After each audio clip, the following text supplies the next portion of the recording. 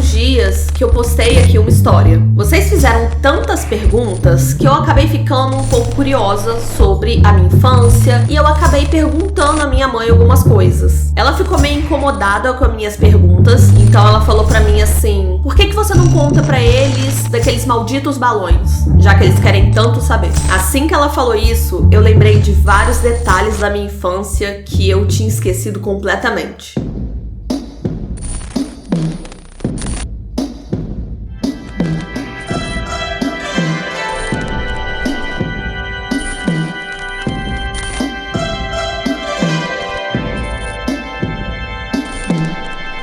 Oi, eu sou a Cibele e sejam bem-vindos à Terra do Medo para mais um capítulo de Pemple. Hoje eu vou contar para vocês a segunda parte dessa creepypasta maravilhosa e essa parte chama-se Balões. Fala oi, Vitor, só para não perder o costume. Oi, gente! Tá distante. Oi, gente. Deixa o like, confere se tá inscrito e vamos pra história.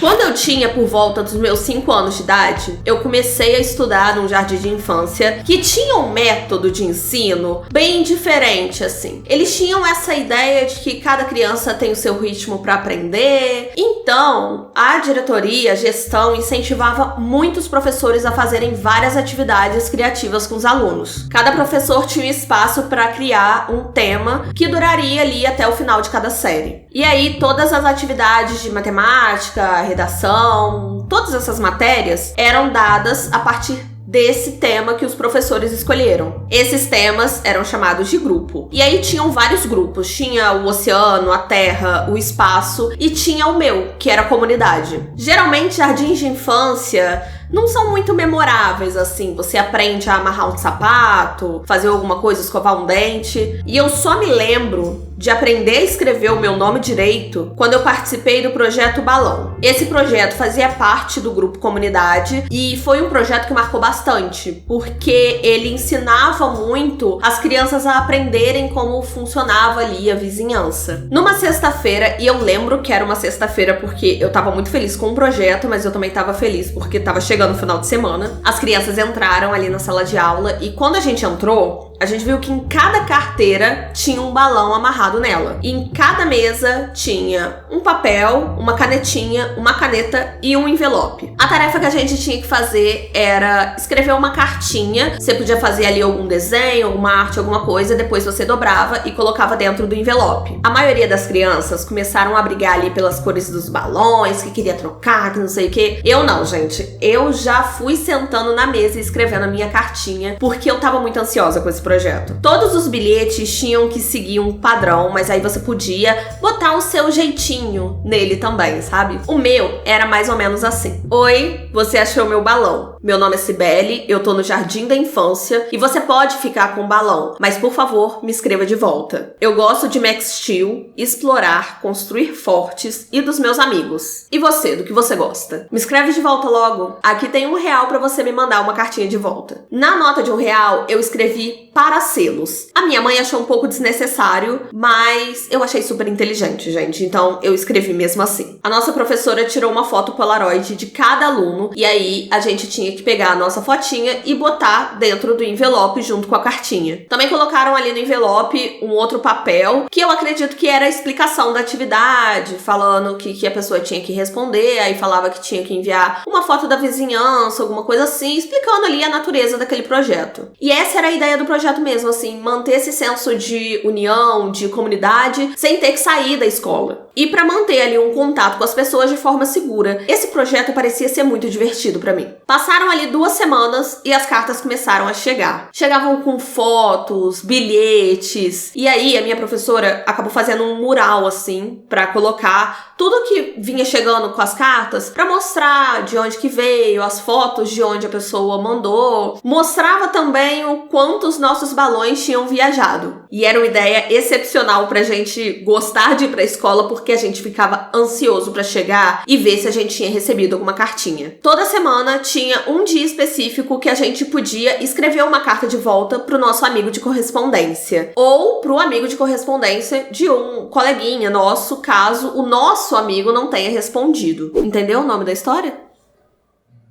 Pemple. É daí, amigo de correspondência. Tá feliz? A minha cartinha foi uma das últimas a chegar. Um dia eu cheguei na escola e eu fui pra minha mesa, eu vi que não tinha nada lá em cima. Mas assim que eu sentei, a professora chegou e me entregou um envelope. Nessa hora eu fiquei eufórica, eu fiquei muito feliz. Então eu comecei a abrir o envelope, mas assim que eu comecei a abrir, a professora colocou a mão em cima da minha e falou pra eu não ficar chateada. Eu não entendi o que ela quis dizer, porque, gente, por que eu ficaria triste, já que a minha cartinha finalmente chegou? Inicialmente eu até fiquei um pouco ofendida, porque eu pensei assim, gente, que intrometida, por que a professora olhou o envelope? Aí depois de um tempo, né, eu entendi que, com certeza, eles olhavam todas as cartas pra ver se não tinha nada obsceno, alguma coisa que as crianças não pudessem ver. Mas mesmo assim, por que eu ficaria chateado, gente? Sei lá, qualquer coisa que eu tivesse recebido. Mas quando eu abri a carta, eu entendi por que ela disse isso. É porque não tinha nenhuma carta. A única coisa que tinha dentro do envelope era uma Polaroid, que eu não conseguia distinguir o que era. Parecia um pedaço de deserto muito desfocado. Sabe quando você vai tirar uma foto e você mexe a câmera assim, aí sai um negócio muito esquisito? Era um negócio desse. Fora que não tinha nem um endereço pra eu poder responder. Gente, eu fiquei arrasada. O ano letivo foi caminhando, foi indo pra frente, e a maioria dos alunos foi parando de receber cartas. O que é entendível, né? Porque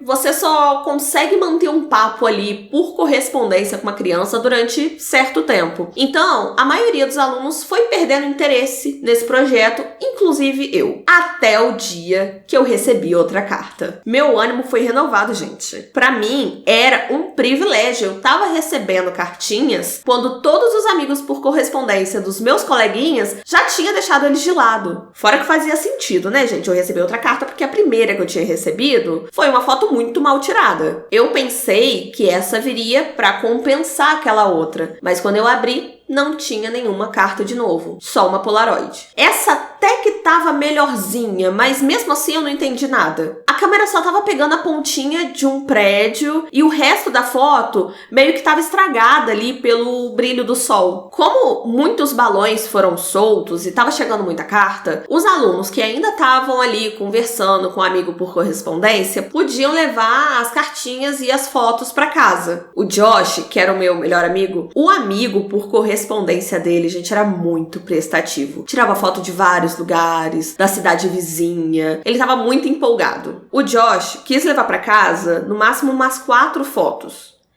Eu levei quase 50. Todos os envelopes eram abertos pela professora, mas depois de um tempo eu até parei de olhar as fotos. Mas eu guardava todas as fotos na minha gaveta, junto com meus geloucos, meus tazos e todos os meus brinquedinhos pequenos de infância. Com o fim do ano letivo, eu acabei voltando a minha atenção para outras coisas. A minha mãe me deu de presente de Natal uma máquina de fazer raspadinha. O Josh claramente ficou com inveja, gente, porque logo depois, no aniversário dele, ele ganhou de presente uma máquina de raspadinha também, só que um pouquinho melhor que a minha. Naquele verão, a gente decidiu que ia vender raspadinha, gente, sim. Achávamos que iríamos ficar ricos vendendo raspadinha a R$1. O Josh morava em outro bairro, mas a gente acabou decidindo vender as raspadinhas no meu bairro, porque tinha muito mais gente ali que cuidava da grama e era mais movimentado, o pessoal iria se interessar mais. Essa empreitada durou ali 5 semanas. E durou até que a minha mãe mandasse a gente parar. Depois de muito tempo eu entendi o porquê. No último final de semana, eu e o Josh, a gente decidiu contar ali o dinheiro, né? Como cada um tinha sua máquina de raspadinha, a gente decidiu vender separado, mas juntar todo o dinheiro no final e dividir para 2. No final das contas, deu R$16 de lucro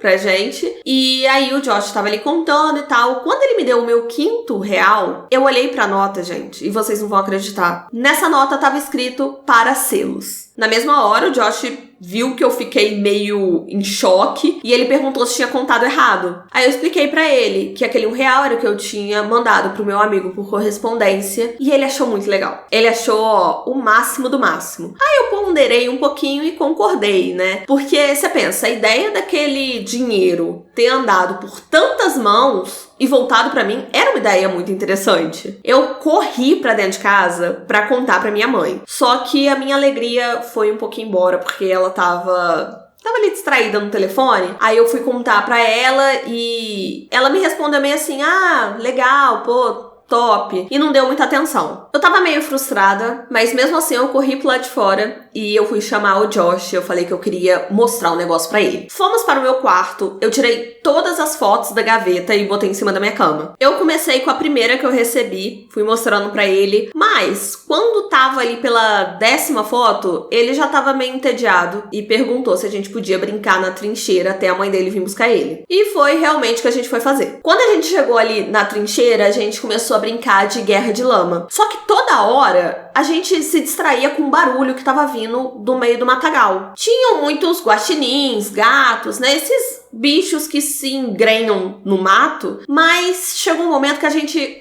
começou a tentar adivinhar o que era aquele barulho. Meu último palpite era uma múmia. Mas o Josh tinha certeza que era um robô. Ele falou assim, você não tá ouvindo barulho? Ouve direito o barulho, não é possível que você tá ouvindo outra coisa, é um robô. E eu tinha ouvido, eu tava entendendo o que ele queria dizer, que o barulho era meio mecânico. Só agora eu entendo o que era aquele barulho. Quando a gente voltou pra casa, a mãe do Josh tava esperando a gente na cozinha. Ela tava junto com a minha mãe. O Josh contou que a gente tinha ouvido um robô, as nossas mães riram, né? E depois disso, eles foram embora. Eu e minha mãe jantamos e depois disso eu fui dormir. Só que eu não fiquei muito tempo na cama. Eu decidi levantar e dar uma olhada nos envelopes, porque depois do que aconteceu mais cedo, não sei, eles se tornaram muito mais interessantes pra mim. Eu peguei a primeira foto, aquela que era um deserto meio desfocado. Depois eu peguei a segunda, que era do prédio, e fui colocando uma foto do lado da outra, assim, bem cuidadosamente, porque sempre me ensinaram a cuidar das coisas, mesmo que elas não tivessem muito valor. As fotos, gradualmente, foram fazendo mais sentido pra mim. Às vezes era uma árvore, às vezes era um pássaro, fios de energia, às vezes pessoas entrando num prédio. Até que eu vi uma coisa que me acertou de uma forma tão forte que até agora, contando pra vocês isso, eu fico meio nauseada. Eu me perguntei, por que eu tô nessa foto? Naquela foto que tinham pessoas entrando num prédio, bem ali atrás da multidão que tava entrando, tava eu e minha mãe de mãos dadas entrando no prédio. A gente tava bem na beiradinha da foto, mas eu tenho certeza que era a gente. Meus olhos corriam por aquelas fotos e eu fui ficando cada vez mais nervosa. Era um sentimento estranho, mas não era medo. Era aquela sensação que você já deve ter sentido de ter entrado numa fria, de ter feito merda. Eu não sei porquê, mas eu tava sentindo que eu fiz alguma coisa de errado. Essa sensação piorou quando eu analisei bem as fotos. E eu percebi que eu tava em todas elas. Nenhuma de perto,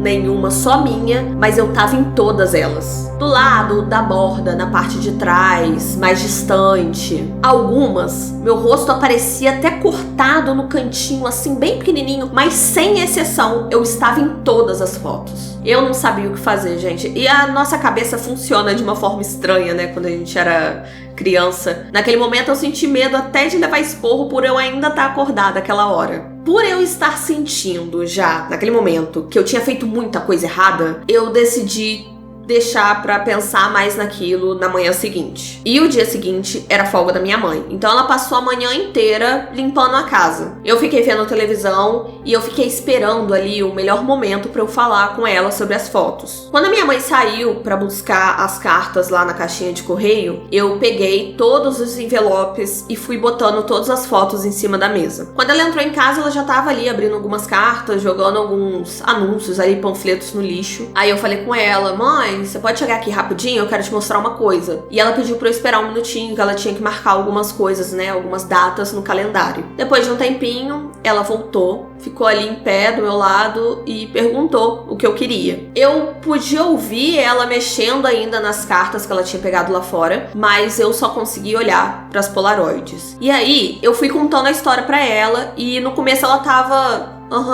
sei, Só que quanto mais eu avançava na explicação, menos ela fazia esse claro. Até o momento que eu vi que ela tava completamente atônita. Teve uma hora que parecia, gente, que ela tava tentando respirar numa sala que não tinha nada de oxigênio. Por fim, ela acabou jogando as cartas que estavam na mão dela em cima da mesa e ela correu pro telefone. Nessa hora eu fiquei desesperada, comecei a falar: mãe, pelo amor de Deus, me desculpa, eu não tinha reparado que eu estava nas fotos, desculpa, fiz merda, perdão.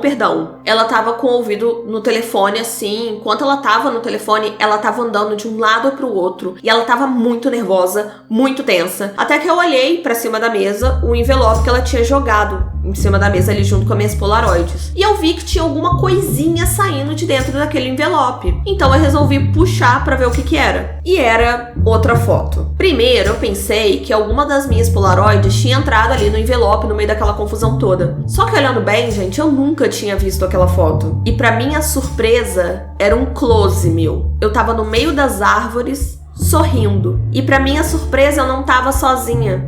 O Josh estava na foto também. Essa foto tinha sido tirada no dia anterior, enquanto a gente estava brincando. Eu comecei a gritar a minha mãe, mas ela estava distraída no telefone. Ela me respondeu: eu tô falando com a polícia, amor. Eu falei: não, mãe, pelo amor de Deus, me desculpa, eu não quis fazer nada. Ela me respondeu de um jeito que eu nunca tinha entendido, até lembrar agora de todos esses acontecimentos. Ela pegou o envelope e a minha foto com o Josh acabou caindo no meio das outras. E nisso que ela pegou o envelope, ela começou a me mostrar o envelope. E eu não tava entendendo nada, eu só consegui encarar o envelope sem pensar em nada. A cor tinha fugido do rosto da minha mãe. Ela tava com lágrimas nos olhos. E ela falou que tinha que chamar a polícia porque não tinha endereço naquele envelope.